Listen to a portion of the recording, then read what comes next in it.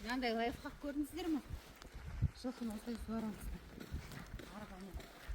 Бұл менің арбам андай не ғой? Многофункциональный.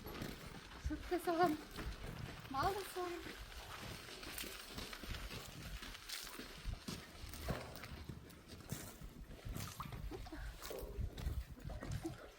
Екі жағына тарта саласың. Мен ар жағын тартасың.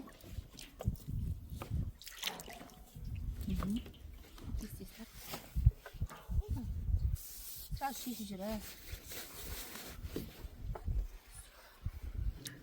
Шөп тұрып жүр.